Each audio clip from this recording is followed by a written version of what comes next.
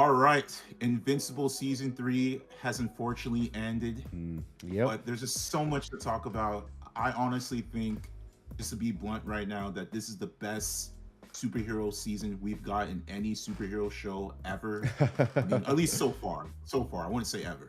So far, Those that's but strong words. Strong words. This definitely was a fantastic season. By far the best season of Invincible. I don't know if I would put it. I don't know if I personally would put it as the best superhero show season ever, but it was definitely fantastic. okay. Well, maybe we can get to that topic later because I Okay. feel like we should talk about this season before I get to that point. But Okay.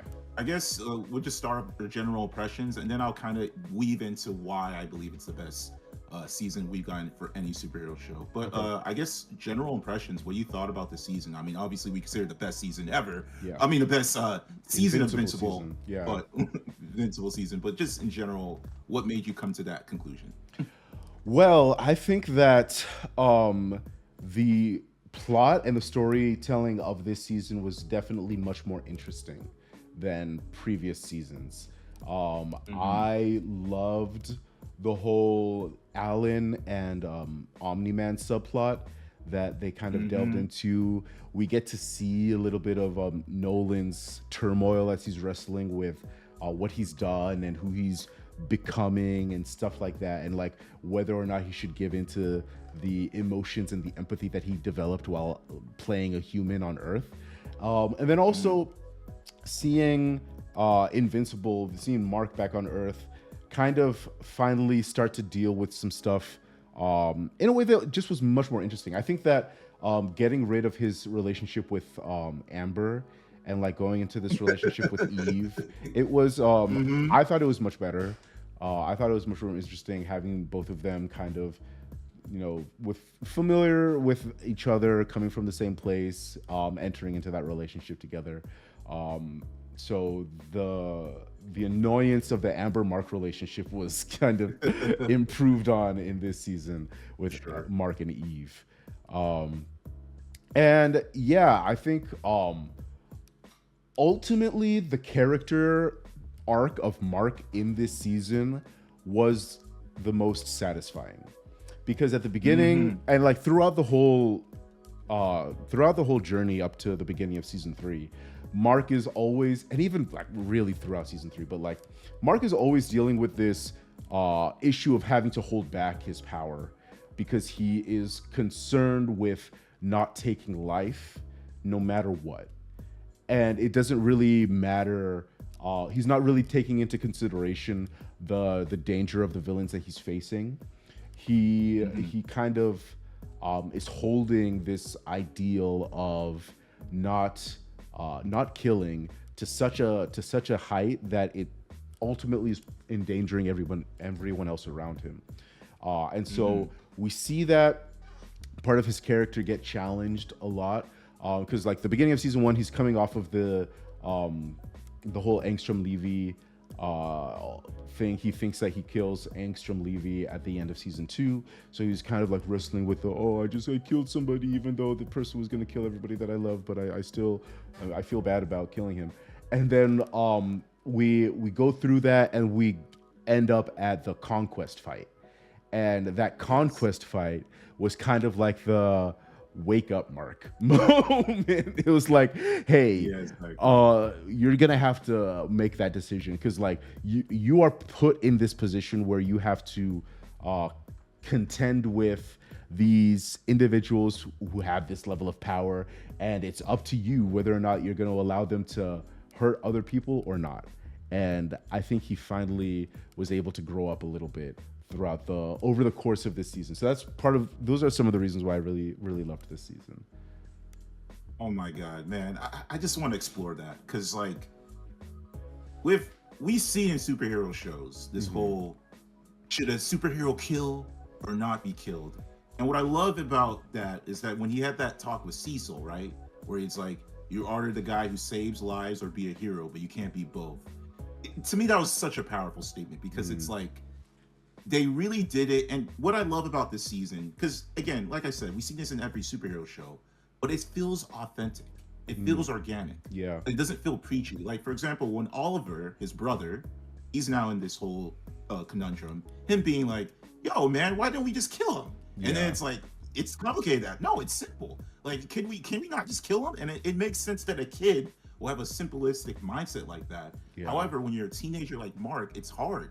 This is complicated issues. Like, you've been grown up to believe that this is the real ideal, and then yet now you're in this situation that when you don't do it, it's like now you see the consequence of it. And what I love about this season, what's so beautiful, is that with Engstrom, it's like we all thought he killed him. Turns out he didn't kill them, and now he's like all that guilt he had made everything much worse. But at the same time, there's reason for him to be guilt, because with the guy who was what's his name, the person that was played by Jesse from freaking Breaking Bad, where it's like power bank, something like power something. Mark's number one hater. He brings up a good point where it's like, dude, all these people just suffered. Like, why is he not in any like he's responsible for it, whether he brought it or not? And it's like it's such a valid, again, everyone has a valid reason why they believe that he should. Powerplex, that's perfect. Everyone has a valid reason why they believe that people should is it right for heroes to kill or not? And they have a valid reason. Everyone has their own sort of self-justice, and it's just done really organically. And another thing I love about this season is really just the importance of setup and payoff. So much things that were set up were paid off in this season, and that was kind of my problem with season 2, because season 2, as much as season 2 was a slightly more interesting, there was so much things that were set up that didn't really get paid off by the finale. So I was just kind of like, it almost felt like it was like, okay, they didn't really finish season 2, they stretched it out. But this season, everything that was set up was paid off. Like, it was brilliant, to the point that even with Eve, right? Because there's a lot of people, I've seen reactions when they see Eve help Mark at the end and she turns into that full Adam stuff. Some people are like, oh, is this Deus Ex Machina?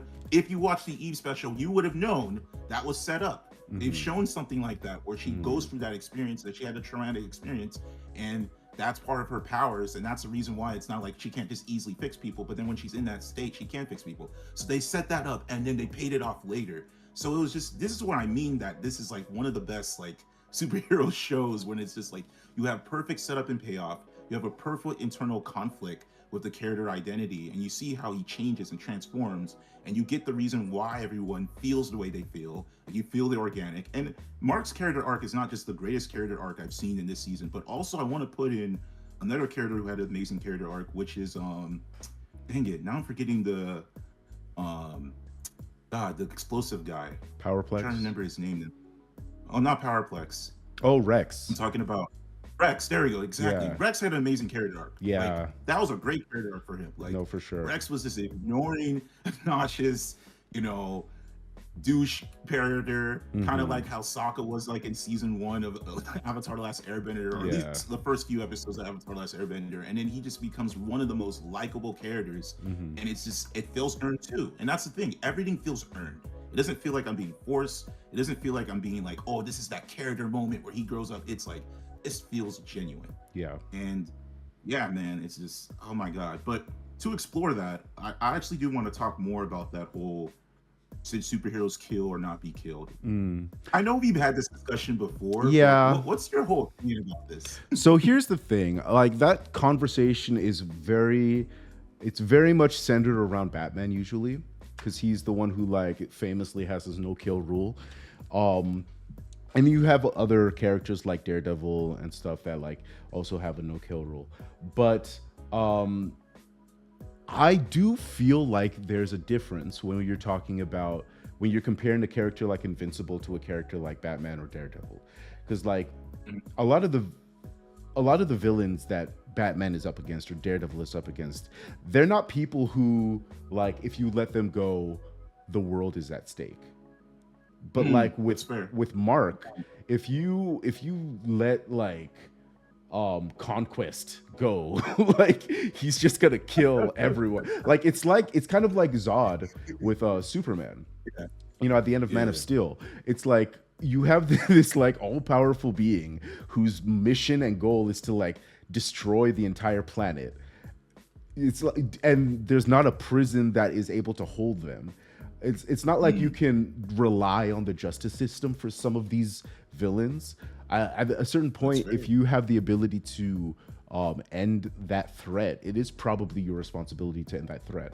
I do think it's like you can be taking on too much responsibility by killing bad guys if you're Batman killing let's say Poison Ivy for example, like somebody who, you know, under the right circumstances you can imprison Poison Ivy, like you can put them through the justice system, or I guess it would be Daredevil who's more concerned with putting them through the justice system, but like you can do that with some of these villains and have it kind of more or less work out.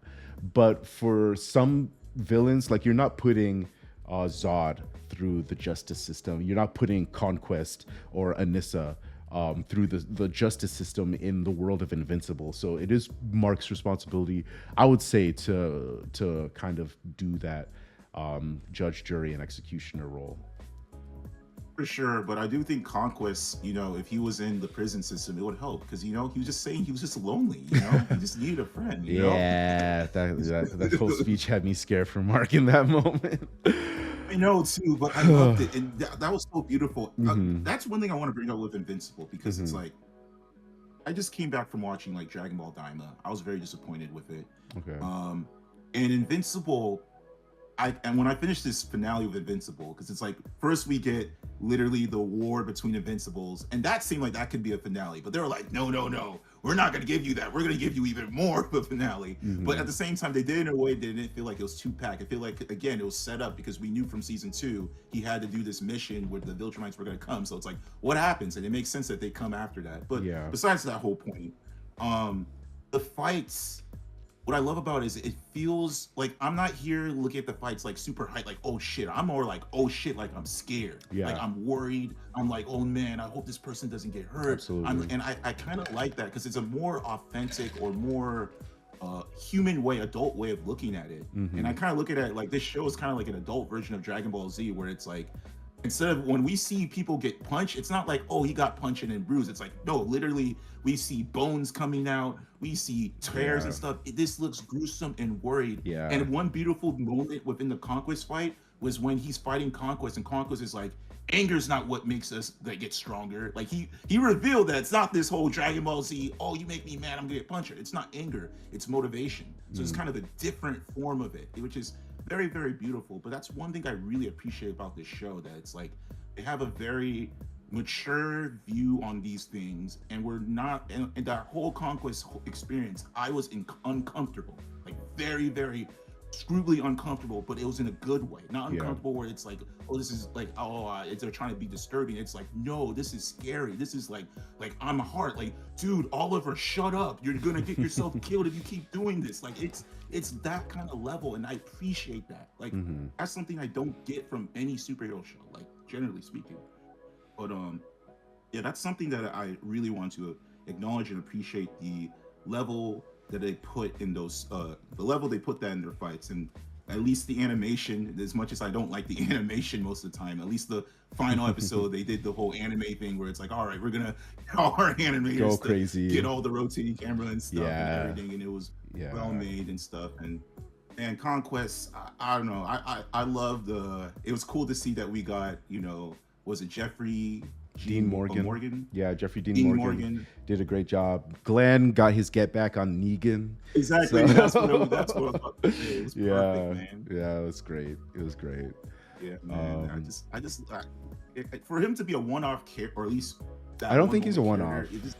I think he comes back. When I mean one-off, is he's gonna come back obviously because the ending foreshadow it. But for him to like just get that one part of the character, I just love how he's just like, man, all I have is a purpose. It's just like, I just love it. It's like it is like Jesus, man. It's just, you really feel that the stakes of it. But no, absolutely. Yeah, man.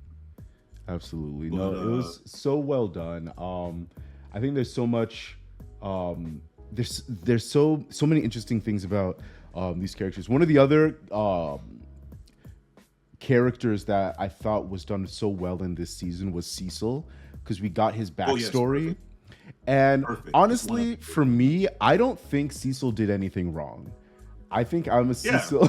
I think I'm a Cecil because I've noticed like online reaction, everyone is hating on Cecil because I don't know, because like they're just siding with Mark against him. Uh, That like Mark was right to get angry with Cecil and all of that stuff.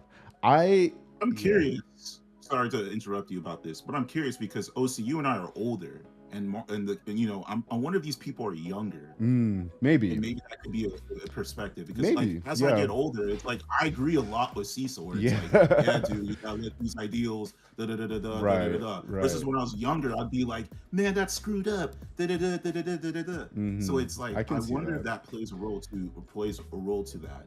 I can But see yeah, that. continue. No, because I think that like people are mad that like that Cecil is ignoring Mark as far as like he's trying to keep Conquest alive. They were mad Mhm, because like Cecil put the chip in Mark's head and mhm. all of those things. At the end of the day, like if you have Yeah. a Superman level, like power level character who's a 19-year-old kid, like and you kind of have to just trust that this 19-year-old Superman is gonna just make the right decision every single time. I feel like that's stupid. And you're like, you're betting the world's safety on whether or not this 19-year-old kid is going to make the right decision every time. Like, no, you can't do that. Like, Exactly. That's ridiculous. you have to have a contingency. So yeah, no, I completely get him putting the chip in Mark's head. I completely get him. I also get him keeping Conquest because I think Yeah. that like even just experimenting on ways to damage a Viltrumite, because now they have a Viltrumite guinea pig that they can just like Mhm. throw whatever they have at. And as long as he doesn't get out, which I mean, I guess is a real risk, but like as long as he doesn't get out, like they could actually learn a lot. Even if he doesn't talk, they could actually learn a lot from him about Mhm. what harms Viltrumites. So I'm curious to see Mhm. how that develops and where that goes. Yeah, man. I perfect. I also feel like another reason why I like Cecil is just because he's basically Batman in that universe. So it's Mm, like we're basically having Batman there, and it's like it makes logical sense. Like everything he's done, and it's not like he's changed as a character. He's been consistent. yeah. He is. He's just focusing what's the benefit of mankind and how to utilize it. So yeah, like I had nothing issue with that, and I think. It was literally that episode when I knew it was like, okay, this season so far is the best season. Like when they gave me that episode, because I was enjoying everything, but it was that episode that was like, oh my god, they really are going ham with this. Like Absolutely. they're going Absolutely. hard with this. But I guess I want to kind of change the conversation. Unless you have anything more to say.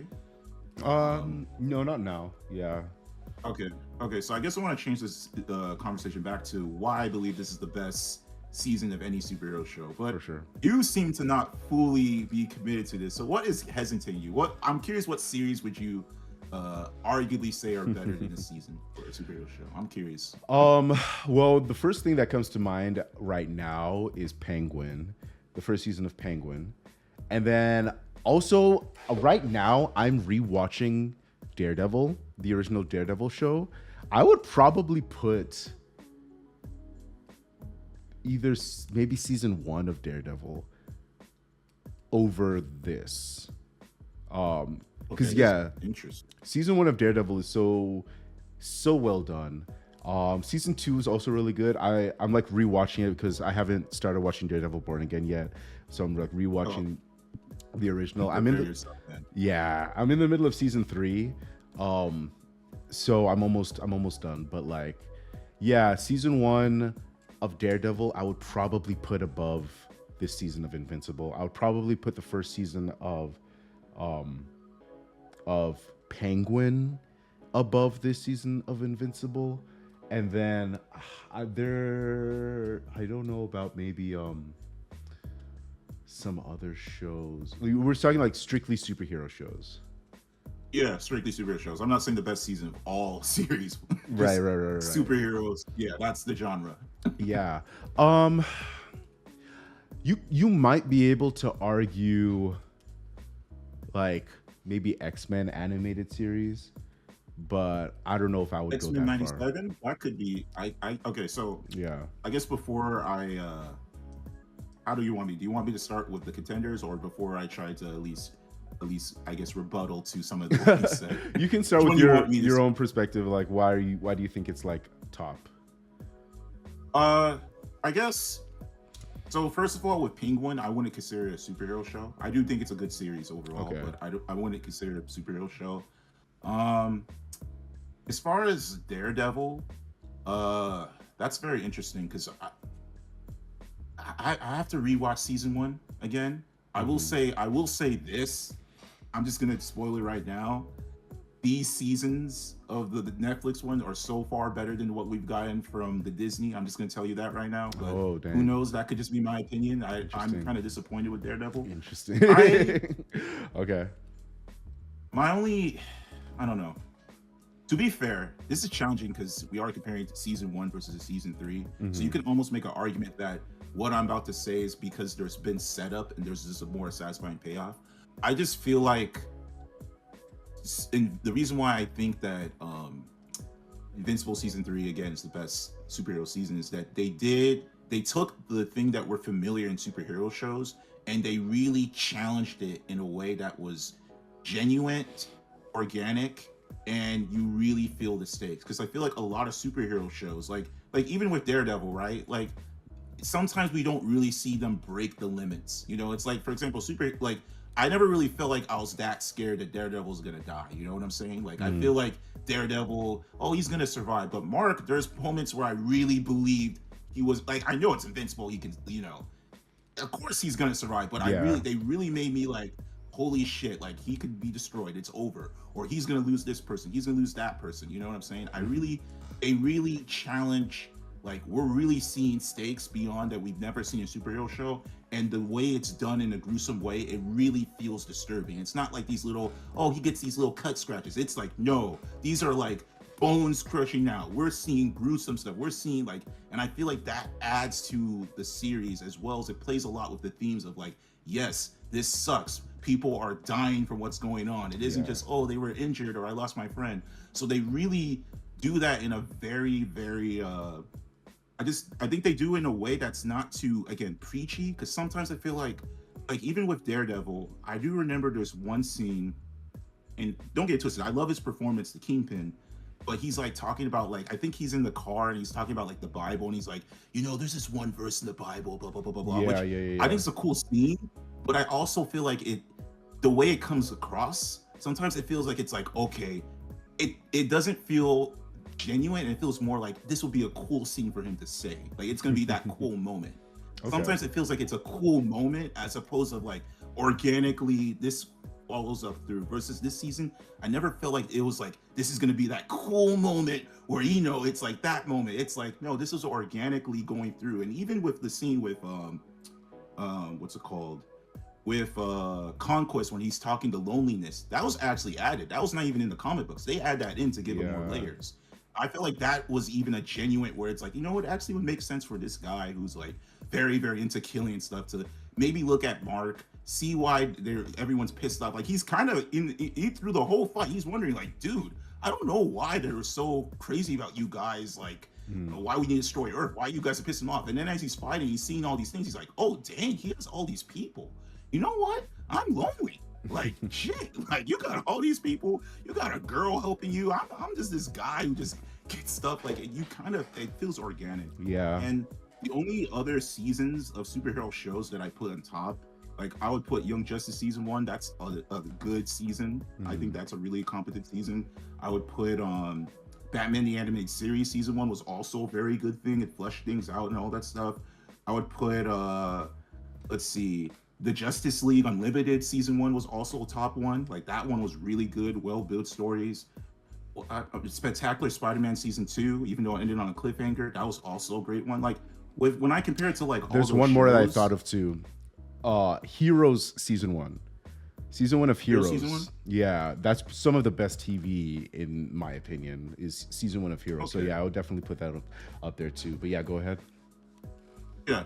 When I compare it to that, I guess from a story perspective, I just feel like those stories, as good as they were, um, they just didn't hit the level that I feel like Invincible's hit. And I feel like what Invincible's done, it's like it challenges the way I see storytelling. Like I don't feel like we've got this good of storytelling. But now that you bring that up, there's also the factor that it's like this is season 3 of Invincible, and then like you said, Daredevil, that was their season 1. Yeah. With Justice, Young Justice season 1, Heroes season 1, Batman animated series season 1, and even Justice League. So it's like to compare those, it's like you have a season that was basically had.